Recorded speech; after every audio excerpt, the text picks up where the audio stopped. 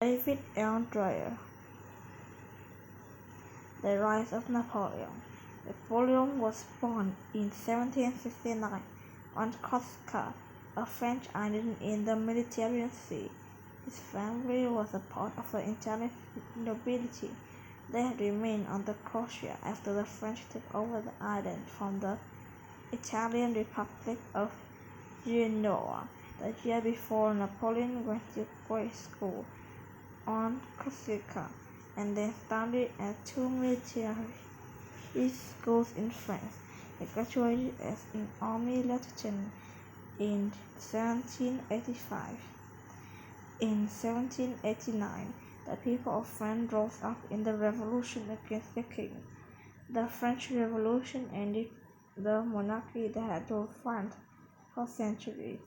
The revolution was based on a number of ideals, including the brotherhood made of all the male citizens and freedmen from a just treatment by the government. Many people thought the revolution would make France a better country. In early 1793, the revolutionaries killed King Louis XVI. The king's death led to a bloody period called the Reign of Terror. During that time, Queen Marie Antoinette and many other powerful nobles were also put to death. So many people in the government were killed that led to a strong leadership in France. This situation created an opportunity for an ambitious man to picture himself in control, Napoleon himself as this man. A faithful decision. Napoleon Bonaparte, the ruler of France, felt confident, one of the notable military leaders of our time. He had conquered much by Europe by 1810, but many armies had been sent against him, but he beaten most of them. He had built an empire in Europe, but that empire would not last. In 1812, Napoleon decided to invade Russia.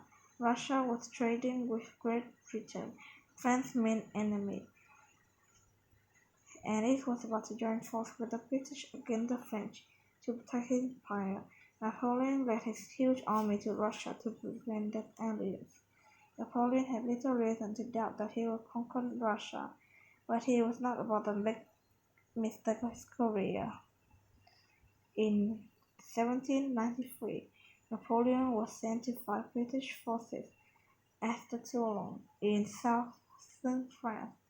Great Britain and other European nations wanted to end the revolution, bring back the French monarchy. They were afraid the ideas of revolution would threaten their own kingdom. Napoleon drove the British out of the Toulon. Because of that victory, he became a general at the age of 24. Some people within France also wanted to bring back the monarchy. These royalists led an uprising in Paris in 1795. The Directorate, a small group of men who led France down from 1795 to 1799, success. The Directorate made him the head of France's army. In 1796, Napoleon married with two children. Her first husband was a general who had been killed during the Reign of Terror. Napoleon's skill as a military commander was known throughout France, and his ambitious goal only set his sight on controlling the entire nation. Reaching the top, Napoleon continued to win many battles. In 1796, the Directory ordered him to use French forces in Italy to drive Austrian and Italian army off the country. Then Napoleon won a series of battles and claimed Italy for France. He returned to France a hero.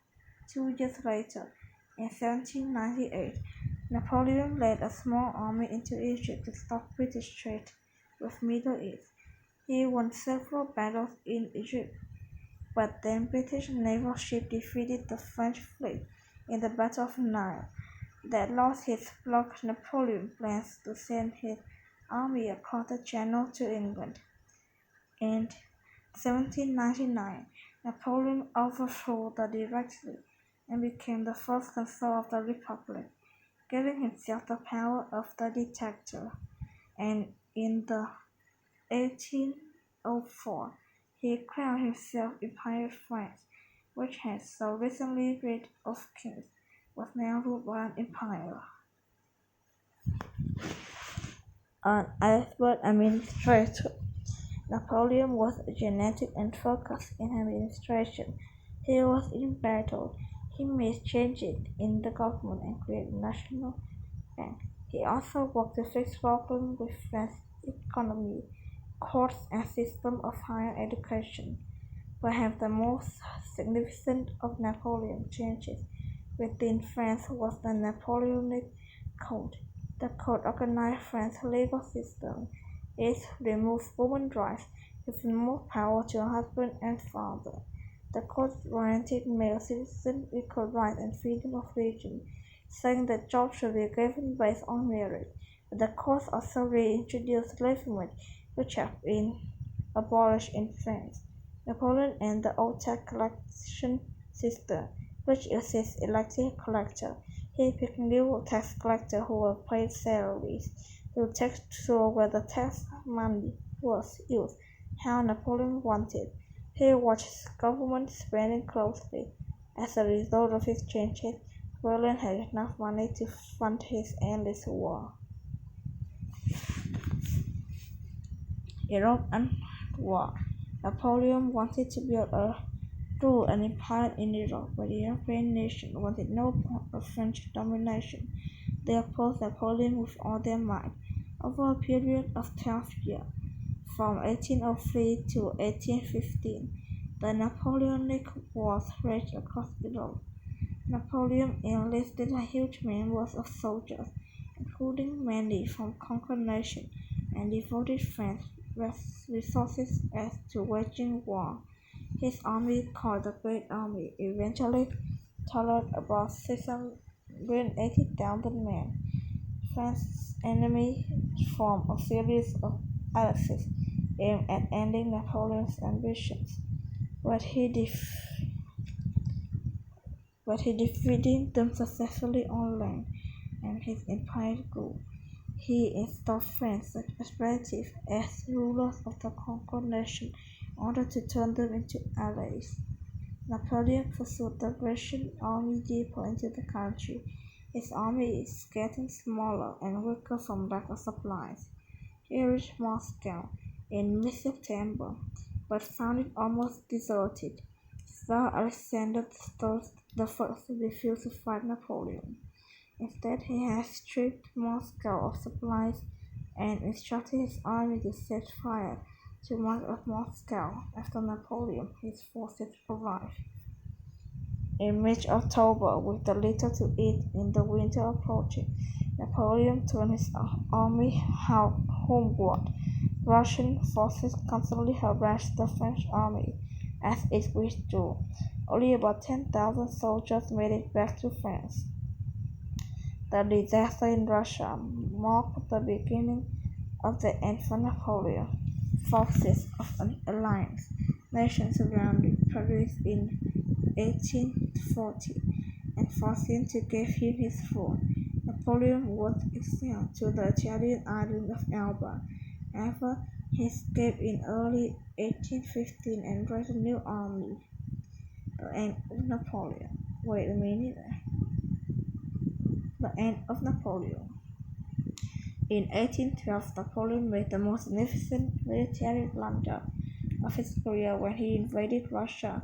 Russia repeatedly defied Napoleon's trade ban with Great Britain, and Russia's Tsar Alexander the First was about to join forces with Britain. Napoleon decided to act. In June 1812, he led an army of more than 600,000 men into Russia. Napoleon hoped to achieve a quick victory, but the Russian forces refused to fight in a large battle. Instead, they withdrew before the French advances. And burning cross behind him, so the French soldier would not be able to gather any food or supplies from the land. Finally, on September the 7th, the Russian army fought the French near the town of Borodino. The casualties were terrible. About 45,000 Russian soldiers died, along with about 30,000 French. Napoleon pursued the Russian army deeper into the country. His army getting smaller and quicker from lack of supplies. He reached Moscow in mid-September but found it almost deserted. Tsar Alexander I refused to fight Napoleon. Instead, he had stripped Moscow of supplies and instructed his army to set fire to much of Moscow after Napoleon. His forces arrived in mid-October with little to eat and winter approaching. Napoleon turned his army homeward.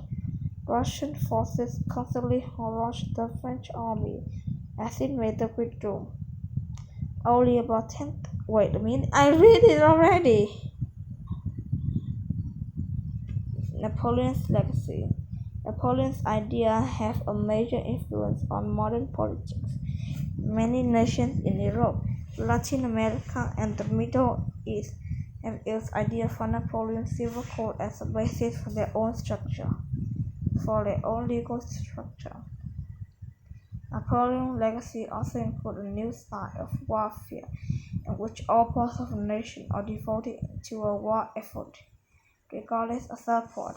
His battle tactics and campaign strategies have since studied at military schools around the world and used in other wars. Napoleon was willing to sacrifice lives and resources in pursuit of ambition. He was responsible for an estimated 3 to 6 million deaths across Europe, and his action left France in shambles. Still, when Britain Dukes of Wellington, who led the Allied force at the Waterloo, was asked who he thought was the greatest general of all time, he answered, "In this age, in the past ages, in any age, Napoleon."